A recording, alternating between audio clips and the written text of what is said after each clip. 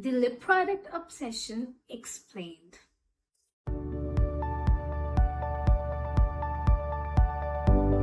If you had asked me some 5 years ago to show my lip products, I probably would have pulled out one random lip balm from the bottom of my bag that had seen better days, a lipstick I wore to weddings, and maybe, just maybe, a lip gloss that had enough hair on it to qualify as a pet.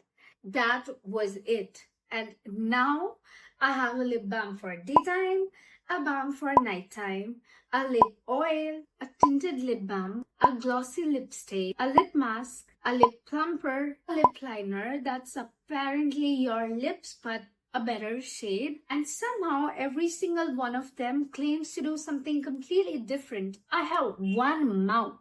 One. How did we get here? Because here's the thing, this isn't about lip products, it's about how the beauty industry quietly convinces us that one of the smallest parts of our face deserved its own multi-step routine. And honestly, I'm not even mad. I'm just impressed. Let's rewind for a second. Think back to school. Most girls carried one thing, Vaseline tin, a lip smacker. If you were feeling particularly fancy, a Maybelline baby lips. That baby lips era, peak culture. We were not asking if it contained peptides, ceramides, if it smelled like strawberries and made our lips look slightly pink. We were happy. Lipstick existed for sure, but lipstick felt like makeup. It was for occasions. Lip balm was just maintenance. Nobody was building an entire personality around what they had on their lips. And today, people don't ask what lipstick are you wearing. They ask, what's your lip combo?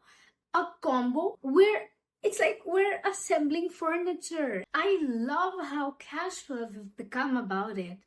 You'll watch a 30-second get ready with me video. The creator reaches into the drawer, lip liner, different lip balm, lip stain, blot, gloss, another gloss, tiny dab in the center, blend, and then they'll casually say simple everyday lips.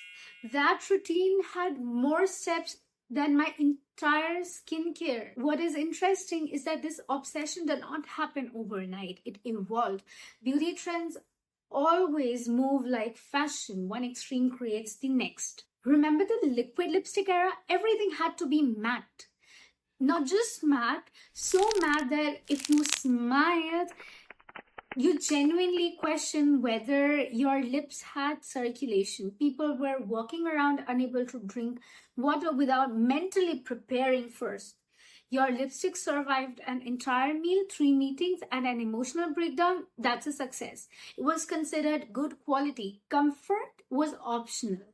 Then people collectively went, actually, maybe I don't want my lips to feel like a drywall. Suddenly, gloss came back, then glossy tints, then juicy lips, then hydrated lips, then glass lips, then glazed lips. Apparently, our lips are now deserts.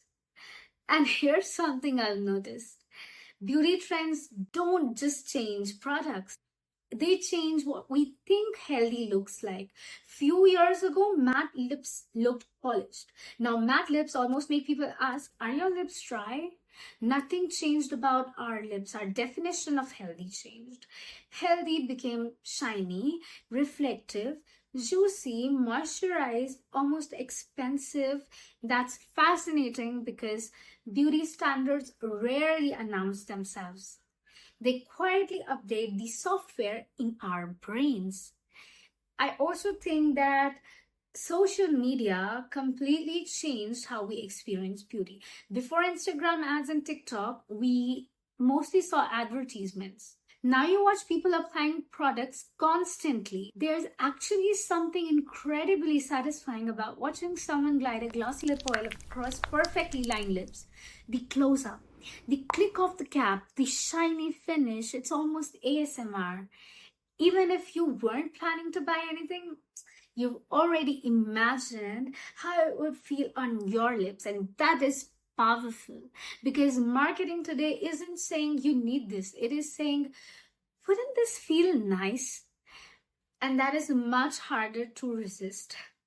Then came the lip combos. Can we talk about lip combos? Because whoever invented the phrase deserves either a marketing award or jail time. I'm kidding. But seriously, once upon a time you bought one lipstick, done. Now every product feels incomplete on its own. Apparently, you need liner underneath, a tint in the middle, a balm before, a gloss after, maybe another gloss just in the center. We've turned lips into group project. Here is where I think it gets interesting. Lip products are actually the safest beauty purchase you can make. Think about foundation. Wrong shade, you wasted your money.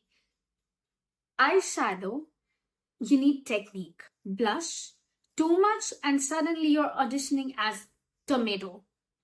The lips, they're forgiving. Even if the shade is not perfect, most people can still wear it. It is low risk. That's why buying just one more does not feel like a big decision. And then there is the price. Most of us are not impulsively buying luxury handbags or designer shoes, but a pretty lip oil, that feels attainable. It's what psychologists sometimes call an affordable luxury. A small purchase that delivers a little burst of excitement without feeling financially overwhelming as a major splurge. You will leave the store thinking, I deserve this. And honestly, sometimes you do. The problem isn't buying just one. It's when every week there's another must-have lip product waiting to become your next little treat. What makes lip products especially dangerous if you're trying to save money is that they're almost impossible to compare objectively. Think about shampoo. If it works, great. If it doesn't, you'll know. But lip oils, one smells like vanilla, one has prettier packaging, one has a cooler applicator, one gives you slightly glossier finish, one comes in the shade called Cherry Kiss, one comes in Berry Dream. Are they dramatically different? Sometimes yes, often not really. But they all feel different enough that your brain files them under I don't already own this. And just like that, another tube joins the collection. People love to joke that makeup brands keep inventing new names for old products, and while that's an exaggeration, there is something interesting going on. Gloss doesn't sound nearly as exciting as peptide lip treatment. Lip balm becomes buttermelt. The product isn't necessarily the same, but the language evolves because it makes us imagine a different experience, because we're not buying the color anymore. We're buying hydration, self-care, luxury, comfort, the feeling of having effortlessly healthy lips, and those are much easier to sell than a tube of gloss. I don't actually think the solution is to stop enjoying beauty. If a lip product makes you smile every time you pull it out of your bag, it's not a waste. Rituals matter. Tiny joys matter, but I do think it's worth asking one question the next time a product goes viral. Do I want this, or do I want the feeling that everyone else seems to be having when they use it? Because sometimes those are two completely different things, and maybe that's the real reason we've gone from owning one lip balm to somehow needing an entire wardrobe just for our lips. That was it for today's video. I hope you enjoyed it.